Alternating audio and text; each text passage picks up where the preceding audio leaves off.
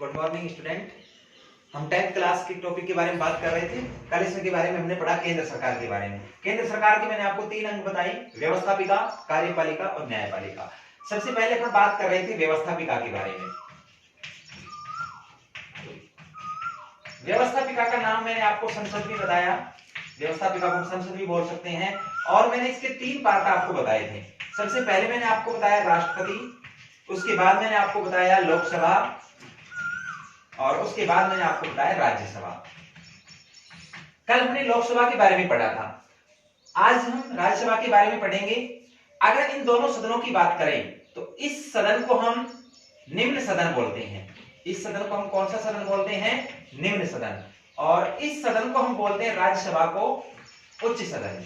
यानी लोकसभा जो है वो निम्न सदन है और राज्यसभा जो है वो उच्च सदन है। आज हम राज्यसभा के बारे में बात करते हैं। राज्यसभा जो है वो उच्च सदन है और राज्यसभा के संबंध में हम बात करते हैं सबसे पहले इसकी सदस्य संख्या के बारे में। संविधान के अनुसार राज्यसभा में अधिकतम सदस्य संख्या जो है वो 250 होती है। और इस 250 सदस्य की अगर हम बात करें तो उसमें 233 सदस्य जो हैं वो निर्वाचित होते हैं। लेकिन ये जो सदस्य जो निर्वाचित होते हैं वो अप्रत्यक्ष रूप से निर्वाचित होते हैं। अप्रत्यक्ष रूप से इन सदस्यों को निर्वाचित किया जाता है, यानी हमारे द्वारा चुने हुए जो सदस्य हैं, जैसे अपन बात करते हैं विधानसभा सदस्यों की, तो इनके द्वारा इन सदस्यों की नियुक्ति की जाती है, निर्वाचन किया जाता है इनका। अब हम बात करते हैं शेष 12 सदस्यों की। ये 12 सदस्य जो हैं ये वे सदस्य होते हैं जिनको राष्ट्रपति मनोनीत करता है। अपन ने बात की थी लोकसभा में 2 सदस्यों का मनोनयन किया था। किसने? राष्ट्रपति ने। वो कौन से सदस्य थे? एंग्लो इंडियन समुदाय यानी आंध्र भारतीय। 2 सदस्यों का निर्वाचन जो है लोकसभा में करता है राष्ट्रपति। इसी तरीके से राष्ट्रपति 12 सदस्यों का निर्वाचन जो है वो राज्यसभा के लिए करता है। इनको मनोनीत किया जाता है इसके द्वारा, राष्ट्रपति के द्वारा। और ये वे सदस्य होते हैं जो कला, साहित्य, संस्कृति, विज्ञान, चिकित्सा इत्यादि के क्षेत्र में ख्याति प्राप्त जो व्यक्ति होते हैं उनका निर्वाचन जो है वो राज्यसभा सदस्य के लिए किया जाता है। उनको मनोनीत किया जाता है, निर्वाचन नहीं बोलेंगे पर उनको मनोनीत किया जाता है। और ये सदस्य जो है राष्ट्रपति इनको मनोनीत करता है। अब आपके दिमाग में एक प्रश्न आ रहा होगा कि खेल क्षेत्र की बहुत सारी विभूतियों को भी जो है राज्यसभा सांसद के रूप में राष्ट्रपति द्वारा नियुक्त किया गया है। जैसे हम सचिन तेंदुलकर की बात करते हैं, सचिन तेंदुलकर को खेल क्षेत्र में होने की वजह कारण भी उसको राज्यसभा सदस्य बनाया गया, लेकिन वहां खेल को एक कला माना गया, इसलिए कला की साइड से, कला क्षेत्र से उसका निर्वाचन जो है वो मनोनयन जो है वो राष्ट्रपति द्वारा जो है किसके लिए किया गया? राज्यसभा सदस्य के लिए किया गया। तो राज्यसभा के 12 सदस्य जो है राष्ट्रपति मनोनीत करता है और 233 सदस्य जो हैं वो निर्वाचित होते हैं अप्रत्यक्ष रूप से। लेकिन वर्तमान की अगर हम बात करें तो वर्तमान में राज्यसभा के 245 सदस्य ही टोटल निर्वाचित होते हैं। संविधान के अनुसार इनकी संख्या कितनी है? 250। अब इसके बाद हम बात करते हैं कार्यकाल के बारे में।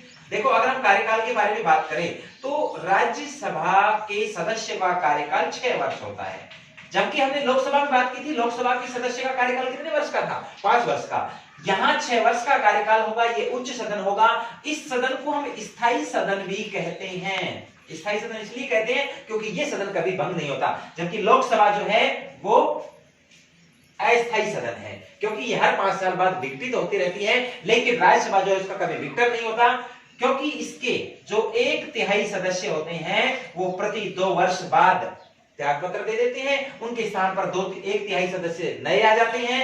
फिर उसके बाद अगले जो 1/3 हैं वो हट जाते हैं, फिर 1/3 का दोबारा निर्वाचन हो जाता है। तो इस तरीके से सदन जो है लगातार चलता रहता है और ये सदन कभी भी भंग नहीं होता। और इसका जो कार्यकाल है वो 6 वर्ष का होता है। अगर इसके बारे में बात करें राज्यसभा के पदाधिकारियों के बारे में, जैसे अपने लोकसभा के पदाधिकारियों के बारे में बात की थी ना, वहां लोकसभा के 2 पदाधिकारी थे, अध्यक्ष और उपाध्यक्ष। यहां अगर हम बात करते हैं तो सभापति और उपसभापति। अगर हम सभापति की बात करते हैं तो देश का जो उपराष्ट्रपति होता है, देश का उपराष्ट्रपति जो होता है वो राज्यसभा का पदेन सभापति होता है। ये क्वेश्चन जो है छोटे क्वेश्चन में बहुत इंपॉर्टेंट क्वेश्चन रहता है कि राज्यसभा का पदेन सभापति कौन होता है? उपराष्ट्रपति। तो भारत का जो उपराष्ट्रपति जो भी व्यक्ति होगा वो राज्यसभा का पदेन सभापति होगा।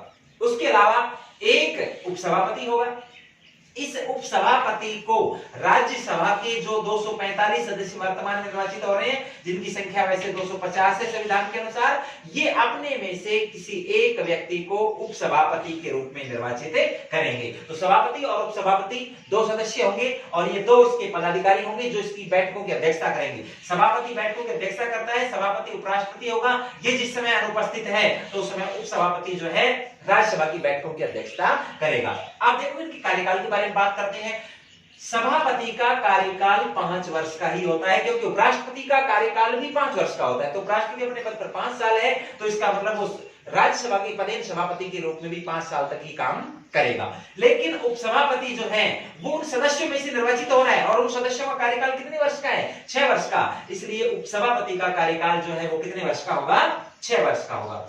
अब इसके बाद अपन बात करते हैं राज्यसभा की शक्तियों के बारे में। देखो राज्यसभा की शक्तियां, ये जो इंपॉर्टेंट टॉपिक है, यहां से अगर कोई क्वेश्चन आएगा तो आपके 7 नंबर वाले जो क्वेश्चन बनते हैं उनमें आने की संभावना रहती है। अपन सबसे पहले बात करते हैं राज्यसभा की विधायी शक्ति के बारे में।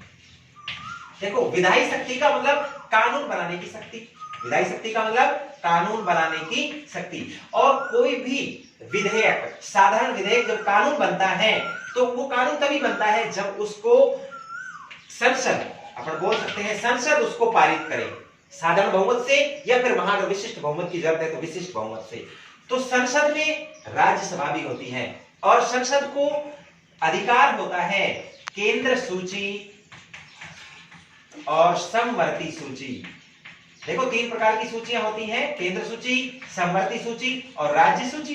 राज्य सूची के विषय पर राज्य सरकारें कानून बनाती हैं, जबकि केंद्र सूची के विषय पर, केंद्र सूची और समवर्ती सूची दोनों विषयों पर राज्यसभा को कानून बनाने का अधिकार है। और राज्यसभा की शक्ति को ही हम विधायी शक्ति के नाम से जानते हैं। ये पहली शक्ति है आपकी। अपन दूसरी शक्ति की बात करते हैं, संविधान में संशोधन की शक्ति। देखो कोई भी संविधान में बदलाव करना है, संशोधन करना है, तो उसके लिए संसद जो है उस बदलाव को करती है। संसद अपने साधारण या 2/3 बहुमत से उसको पारित करती है। और कभी कभी किसी परिस्थिति में ऐसा भी होता है, कुछ विधेयक ऐसे होते हैं, संशोधन ऐसे होते हैं जिनके लिए आधे राज्यों की विधानसभाओं की स्वीकृति भी आवश्यक होती है। तो उसमें संसद के दोनों सदन, लोकसभा और राज्यसभा, दोनों उसको अलग अलग उस विधेयक को, उस संशोधन को पारित करते हैं, और फिर उसके बाद वो संशोधन हो जाता है। तो यानी संविधान में बदलाव करने या संविधान में संशोधन करने की महत्वपूर्ण शक्ति भी हमारे राज्यसभा के पास होती है। इसके बाद हम बात करते हैं वित्तीय शक्तियों की। देखो वित्तीय शक्तियां जो हैं, वित्त के मामले में, संपूर्ण बजट के मामले में हम बात कर सकते हैं, संपूर्ण वित्तीय शक्तियां जो हैं हमारी संसद में निहित होती हैं। और संसद में भी विशेष तौर पर ये लोकसभा में निहित होती हैं, क्योंकि लोकसभा ही बजट को पारित करती है। लेकिन पारित करने के बाद उसे अनुमोदन के लिए राज्यसभा के पास भेजा जाता है। किसके पास भेजते हैं? राज्यसभा के पास। ये अलग बात है कि राज्यसभा के पास मात्र इतनी शक्ति है कि वो उसको 14 दिन तक लेट कर सकती है। अगर 14 दिन तक राज्यसभा उसको अनुमोदित नहीं करेगी तो वो बजट जो है वो स्वतः ही पारित मान लिया जाएगा। तो ये हमारी राज्यसभा की वित्तीय शक्ति है। उसके बाद हम बात करते हैं निर्वाचन संबंधी शक्ति के बारे में। निर्वाचन से संबंधित शक्ति, देखो हम बात करते हैं राष्ट्रपति की बात करते हैं, उसके अलावा हम उपराष्ट्रपति की बात करते हैं। ये कुछ महत्वपूर्ण जो पद हैं, उन पदों को संसद के जो निर्वाचित सदस्य होते हैं वही उनको, उनके चुनाव में भाग लेते हैं। राष्ट्रपति के चुनाव की बात करें तो राज्यसभा के जो भी निर्वाचित सदस्य हैं वो सभी निर्वाचित, ये मनोनीत सदस्य भाग नहीं लेंगे राष्ट्रपति के चुनाव में। 12 सदस्य यहाँ और 2 सदस्य जो है लोकसभा में, ये राष्ट्रपति के चुनाव में भाग नहीं लेते क्योंकि राष्ट्रपति द्वारा मनोनीत होते हैं। तो निर्वाचित सदस्य जो हैं वो भाग लेते हैं। तो उसमें राज्यसभा के निर्वाचित सदस्य भी राष्ट्रपति के और उपराष्ट्रपति के निर्वाचन में भाग लेते हैं। तो ये निर्वाचन से संबंधित महत्वपूर्ण शक्ति भी किसके पास होती है? हमारी राज्यसभा के पास होती है। उसके बाद हम बात करते हैं प्रशासनिक शक्तियों में। अगर हम प्रशासनिक शक्ति की बात करें तो हमारी जो मंत्रिमंडल होता है, मंत्रिमंडल जो है वो प्रशासनिक दायित्व, समस्त प्रकार के देश के पूरे प्रशासन को संचालित करने का दायित्व मंत्रिमंडल के पास होता है। और मंत्रिमंडल किसके प्रति उत्तरदायी होता है? संसद के प्रति। लेकिन वास्तव में ये विशेष रूप से लोकसभा के प्रति होता है। जब तक उसका लोकसभा में विश्वास है मंत्रिमंडल का, तब तक कि मंत्रिमंडल अपने पद पर रहेगा। लोकसभा यानी संसद से अगर उसका विश्वास हटा तो मंत्रिमंडल अपने पद से समाप्त हो जाएगा, यानी मंत्रिमंडल को त्याग पत्र देना पड़ेगा। तो ऐसी स्थिति में हम कह सकते हैं कि समस्त प्रशासनिक शक्तियां जो हैं हमारे देश की संसद में निहित होती हैं। इसके बाद हम बात करते हैं विविध शक्तियों के बारे में। अगर हम विविध शक्तियों की बात करें तो विविध शक्तियों में बात करते हैं राष्ट्रपति, उपराष्ट्रपति, सर्वोच्च न्यायालय के न्यायाधीश, इन सभी के खिलाफ जो महाभियोग की प्रक्रिया है, महाभियोग की प्रक्रिया में भी राज्यसभा के सदस्य भाग लेते हैं। और राज्यसभा और लोकसभा दोनों के सदस्य अगर किसी भी इस प्रकार के राष्ट्रपति, उपराष्ट्रपति, सर्वोच्च न्यायालय के मुख्य न्यायाधीश, इनके खिलाफ अगर महाभियोग की प्रक्रिया को ये पास कर देते हैं, पारित कर देते हैं, तो उस व्यक्ति को संबंधित पद से तुरंत त्याग पत्र देना पड़ता है। तो इस प्रकार की जो शक्तियां हैं वो हमारे पास है। उसके अलावा विविध शक्तियों की हम बात करें, जब हमारे देश में संकट काल की स्थिति लागू होती है, जब राष्ट्रपति शासन लागू हो जाता है, तो राष्ट्रपति शासन लागू होने के बाद 1 माह के अंदर संसद उसको अनुमोदित करती है। अगर संसद उसे 1 माह में अनुमोदित नहीं करती तो राष्ट्रपति शासन वहीं पर समाप्त हो जाता है। अगर संसद उसका एक बार अनुमोदन कर देती है तो 6 माह तक हमारे देश में वो आपातकाल, वो संकट काल की स्थिति लागू रहेगी और 6 माह बाद फिर से उसको संसद के द्वारा अनुमोदित करना पड़ेगा। और राज्यसभा भी संसद का उच्च सदन है। तो यानी संकटकालीन स्थिति में जो संकट काल होता है, संकट काल जो लागू हो जाता है, आपातकालीन जो स्थिति जिसे अपन कहेंगे, आपातकाल को आगे बढ़ाने में, अनुमोदित करने में भी राज्यसभा की महत्वपूर्ण भूमिका होती है। तो ये सारी शक्तियां हैं, इंपॉर्टेंट है। विधायी शक्ति, संविधान में संशोधन की शक्ति, वित्तीय शक्ति और निर्वाचन संबंधित शक्ति, प्रशासनिक शक्ति और विविध शक्तियां। यहां से एक बड़ा क्वेश्चन आने की संभावना रहती है। इस टॉपिक को बहुत अच्छी तरीके से आप तैयार करें। इसके बाद जो भी अपन पढ़ेंगे वो नेक्स्ट क्लास में। आज इतना ही, धन्यवाद।